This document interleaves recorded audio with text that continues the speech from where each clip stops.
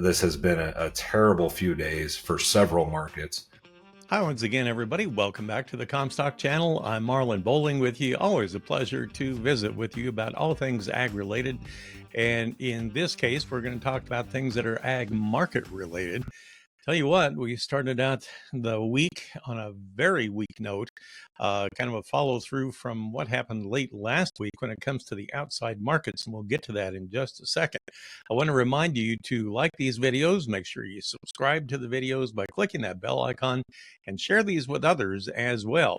And thanks to your help, we're still one of the fastest growing ag podcasts out there, and we appreciate everything you have done to help share the message.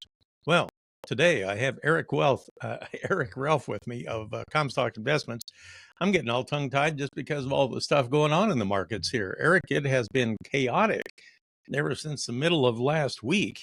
You look at the equity markets again on Monday, and it had that look like it was another Black Monday upon us. Yeah, well, and not that this has any impact to U.S. markets per se, but the Nikkei index in Japan had its largest loss since Black Monday overnight, and I think that kind of set the tone for global equity trade for the most part. And we saw some massive losses as we came into the start of the session, with the Dow down as much as 1,400 at times, and the Nasdaq down over 1,000, and the S&P was outpacing all of them on a percentage basis. So really ugly start to the day. Fortunately, we did find cause for a little bit of basing action, but still not impressive even by the finish. So what's going on? I thought I had heard that Japan was earning kudos for holding together relatively well in the face of all the other selling that had been hitting the U.S. markets. What happened there? Yeah, honestly, I'm not sure what the sudden shift in sentiment is, other than if the U.S. is in broader economic trouble, then that means the world is in a worse place than maybe even they thought. The dollar had been holding some massive strength compared to other foreign currencies, and that kind of seems to be in a shifting mode right here, where the dollar is weakening against that other basket of currencies. And we quote the dollar. It's not that the dollar moves, it's just its strength compared to others moves. And so now we've got the dollar underperforming against those foreign currencies. And, when things get to the worst place, that's when you start to see money flood into the Japanese yen and copper. And so far, we haven't seen that yet. We've just seen a mass exodus. So now where they want to reinvest that money, it'll be interesting to see in the coming weeks to see if any of this mass exodus does start to re-enter the market. Again, on Monday, we saw more weakness in the crude oil trade, even though we still have heightened tensions in the Middle East. That has a lot of people scratching their heads. Is this just because the traders have the attitude that, well, if the economy is going to go in the tank here, pardon the pun, that's going to mean a lot less demand for energy, or what? I think that's just the general consensus. And more than anything, I think right now you're just seeing money flow. When you see money flooding out of the dollar, the energies, the metals, the stock market, not only the U.S. stock market, but global stock markets, when you see that kind of money flow, and there's nowhere that you can find anywhere that the money is going, a lot of times we'll see the dollar's down big, the metals are up big. Vice versa. The stocks are down big, the metals and dollars are winning. All of them are down quite a bit, and the bonds are up a bunch. And we're not seeing that trade. We're just seeing everybody's hitting the exits. And so it's just panic selling, and I don't know what's going to stop it. But you have to think that when it's overreactive panic selling, it will stop, and it won't be weeks, it'll be days. And then we'll see some kind of stability re-enter the market and find out where they actually want those assets to go. Warren Buffett, he'll keep his money on the sidelines. He's done it before. He'll do it again. But there's not many in that camp. Most want it somewhere in some kind of a vehicle that can be earning passively in some way, even if it's to a smaller degree. Yeah, it's interesting that you say that. He's been cashing in a lot of stock here this last week, right? Yeah, that's right. I know David Cruz follows Warren, and he's a shareholder, a Berkshire Hathaway shareholder, and we were just talking about that this morning. He sidelined a pretty good chunk of his Apple portfolio, which is a massive amount of money in a stock that is a traditionally and historically stable stock. And so to see that kind of sidelining of that volume, is pretty indicative of the environment that we're in, and nobody really knows where we're going to go. I do think it's interesting that the CME Fed tool went from a 70, I want to say a 73 to 75% chance of a 25 basis point cut next month to now almost a 95% chance of a 50 basis point cut next month. So the recessionary fears are there. And I think the trade is looking for what's going to happen here in the next few weeks and leading up to, the election, really. If you would get another day like this and hard selling in the outside markets like that, what do you think of the possibility of the Fed making an emergency action move? Powell is too even keel, I think, to be that reactive. Now, he could be influenced, but I think Jerome himself is a little more steadfast, and he's going to stick to the plan, and he's going to go through the process and trust the process. But if it seems like maybe he's losing grip on things, without being particularly with the other Fed presidents, then he could be forced into a corner and maybe would make a decision like that. I wouldn't expect it, but it's something that they have in their arsenal. Well, there's a couple schools of thought on that. If they would do such an action like that, some people say that would be the Fed, in essence, throwing up their hands, saying that we're out of the game. We lost control. Yeah.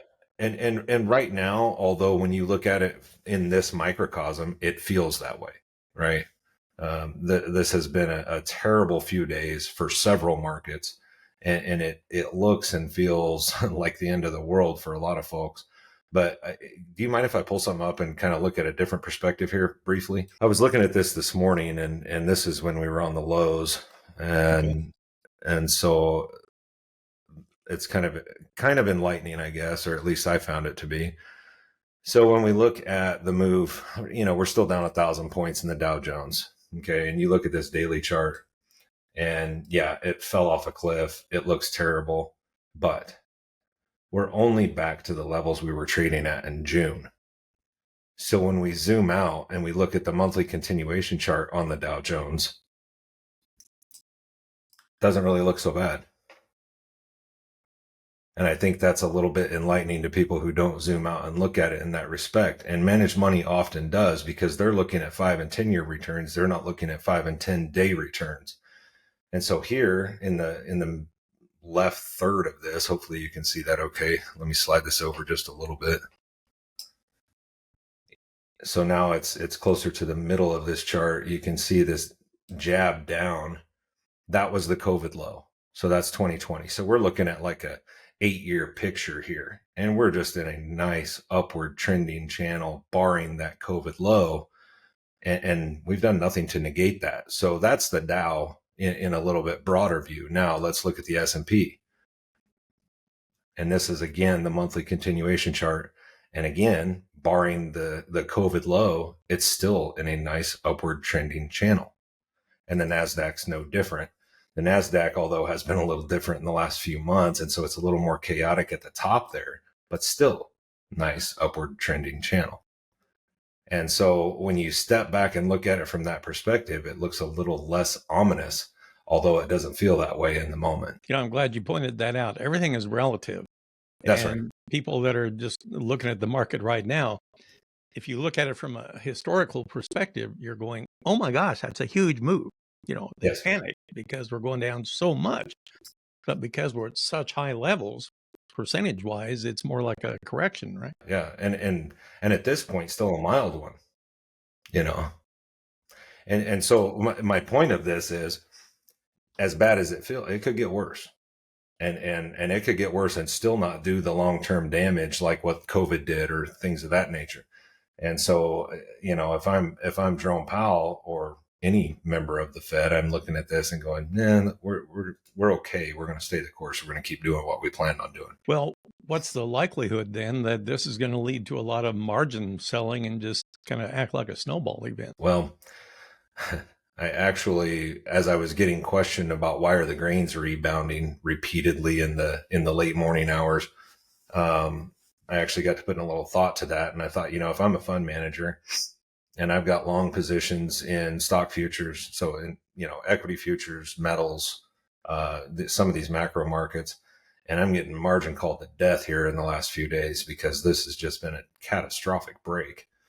I need to pull some profit from somewhere to cover this. And seems to me like some short grain positions should be sitting on some pretty nice profits right about now for some of these fund managers. Well, we wondered how much liquidation has taken place. And the only update that we have from the commitment of traders would be from last Tuesday, correct? Mhm. Yeah, So we that's still right. don't really know where we sit on that right now. Never do. That's one of the worst parts about that data point is, while it's nice to know what they're doing, we only get it retroactively. So we find out every Friday what they did as of the prior Tuesday, and the market can move around the world in 3 days. And so we never really know, but we can speculate.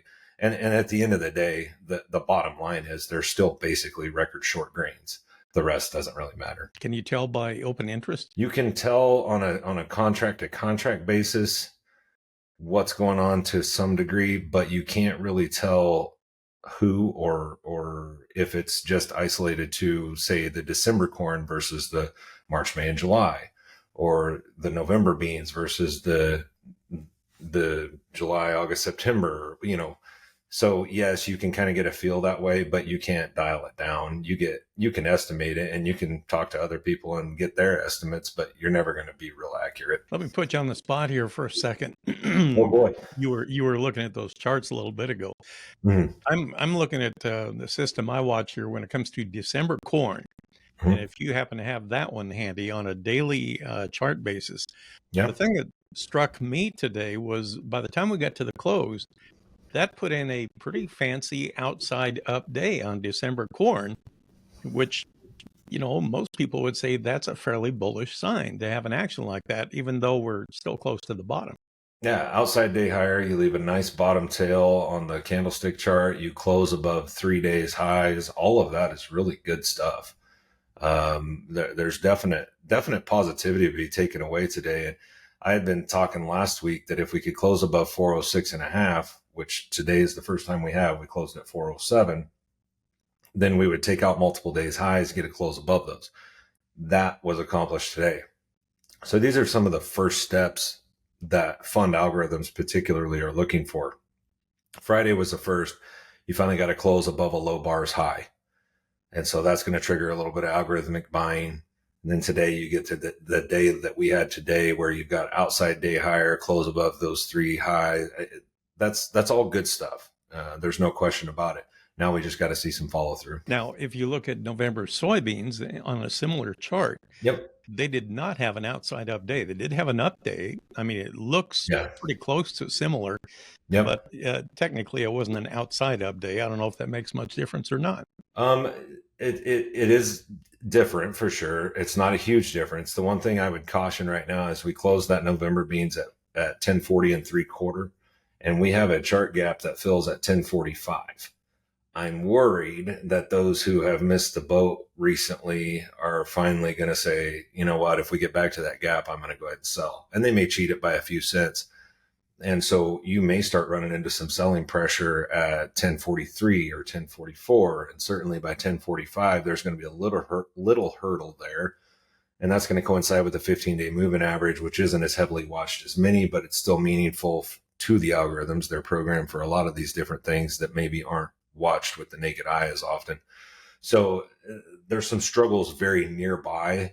If we could clear those without much trouble, then that opens the door to potentially 40 more cents of upside, and that would be a great thing. So we're within a week of the new WASDE report coming out, right? Did I hear correctly that they will have amended acreage in this particular update? Did I hear that correctly? So the correct statement is they will incorporate FSA data into their acreage estimate for the August report. Translation to me is we don't have to do anything, but we're going to consider this data when we do our acreage estimate. And so I would like to think that maybe we're going to see some reductions in acreage in the areas that had such struggles early on. I can point to one county in Minnesota that didn't plant 33,000 acres because they were flooded, and they took prevent plant on those 33,000 acres. That data should be compiled, should be reflected, should be available through the local FSA office.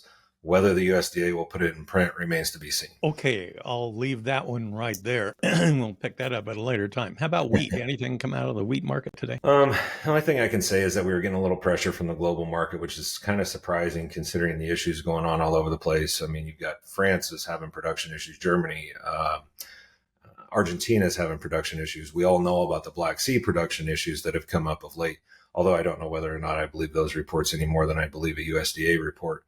So that all still remains to be seen. But the reality is that French Paris milling wheat was down, and that put a little pressure on the wheat early in the session. We did rebound and actually finish near neutral for the day in all three classes. That's a good thing because we're offsetting a massive harvest here in the winter wheat sector with some troubles in the spring wheat growing regions in addition to other global growing regions. Okay, now let me reach over here and grab an airsick bag, and let's take a look at livestock. You want to look Wow, at you thought that was charts a or big do you drop want to in save your sanity? you thought that was a big drop in the equity markets. Oh boy. Let's take a look at the cattle complex here. To say that was a wild ride would be a big understatement. Yeah, It's like you fell right off the animal. What's going on with this? yeah. So it's being reactive to what we're seeing in the broader markets, and today actually, right off the open, the feeder cattle opened $5 lower, traded to the 9.25 limit lower before rebounding and finishing only 565 lower in the August. Deferred contracts weren't quite as impressive, if you want to use that terminology. October down 735. The worst was the January down 772. And you can see on a candlestick chart, it makes it kind of easy to see. It looks like a cross. And the reason it looks like a cross is because we opened at the same level we closed, and that was 735 lower in the October feeder cattle. And so that's just a nasty opening and really didn't move much all the way to the finish. Ugly, ugly stuff there. And you go look at the fat cattle, not a lot different there. You know, it's not a dead cross, but we didn't move a whole lot from the open and actually finished lower than where we opened and down basically $4 across the board in the fat cattle. So it's going to be up to the cash market to swoop in and save this thing, because even with sharply higher midday box beef, we saw no reaction from futures. So how can that be? I mean, they can't go opposite directions forever. No, they can't. And I don't know how long they can sustain opposite directions, but if the boxes continue to improve, the cattle will come around because everything's a derivative of the beef. Now, the problem with boxed beef is it's kind of like our commitment of traders report. We see this little glimpse of possibility, but it's not necessarily reality because we only hear about the negotiated purchase portion of their sales, which is 1%. I mean, it's next to nothing. And so the deals that are being done in a negotiated manner that aren't open market and aren't reported. And so it's pretty minuscule, and we don't really see what the bulk of the beef moves at. We see what they want us to see, basically. Let me ask you this. If you look at the open interest on the cattle, you talked about the funds, bailing out of positions on equities and stuff, and maybe lightening up on some short positions in the grain just to come up with some margin money. Can you tell, are we putting on new short positions in the cattle? We are now. We're seeing new shorts come in today. Last week, the Thursday, Friday sell-off that we saw last week, that was fund liquidation because they were long. And so they were taking some of that long profit and liquidating those positions. But the interesting thing about the cattle, unlike several other markets, now I shouldn't say unlike, it's just more noticeable in the cattle. Maybe they don't go net neutral. They will go from long to short in a very short amount of time, and that's what we're seeing happen in the cattle right now. So how much gas would be in the tank to the downside, do you think? I can't think a whole lot, just because it's a much thinner market than what we're talking about when we're dealing with any other sector in commodities, whether it's grains or energies or anything. It's just a lot thinner. You might trade 15,000 contracts of cattle and 150,000 contracts of corn and 1.5 million in crude oil, so it's a huge difference in the volume. And so there's just not a lot of room for buffer there. And they're not going to get crazy with any kind of specific positioning on a given contract. So I wouldn't think it would be massive, but with the turnaround we've already seen, I would think you could probably go another 50% of the move we've already placed. So when you're talking about $10 in live cattle, yeah, you can go another $5 pretty easy enough before they start to level off a position and hold short. Well, hog futures seem to be in a unique position where they had been such a laggard behind cattle when cattle went up. And now maybe that's working to their advantage because they're letting cattle collapse and hogs aren't doing too much to the downside. Yeah, it's sustaining the blow pretty well. And if we're going to get real about recession talk, I mean, pork is a winner in recession. David often refers to it as the recessionary meat, and that's reality. And if we're going to curb beef demand because of economic woes, and we're going to go into a recession, or prices are going to be too high in the counter, then pork should be a winner, and the hogs shouldn't be dropping. And we did see a little uptick in the midday cutout today. I'll be interested to see if that holds to the closing numbers later this afternoon. So let's back up. What do we do with all this? If you're a livestock producer, would you look at grains and think, well, maybe this is a good time to pick up some extra feed? Or are you willing to just sit back and wait this thing out till the dust all settles here? I don't think you have to get super aggressive, but I have been advising directly my clients to be getting coverage at $4 December. And we've had that opportunity a few times. And I know the cash price is going to vary depending on where you're at in the country. And it's not going to be $4 almost anywhere, but it's going to be something close in most areas. And I got to think that needs to be taken advantage of, at least to a degree.